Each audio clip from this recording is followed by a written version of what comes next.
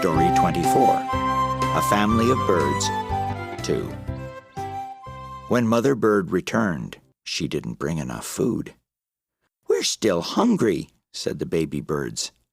"Everyone follow me," said the mother.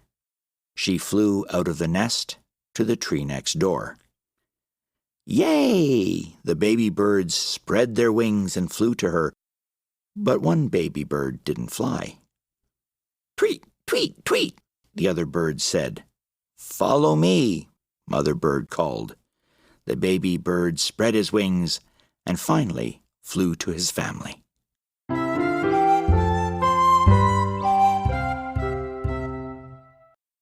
Follow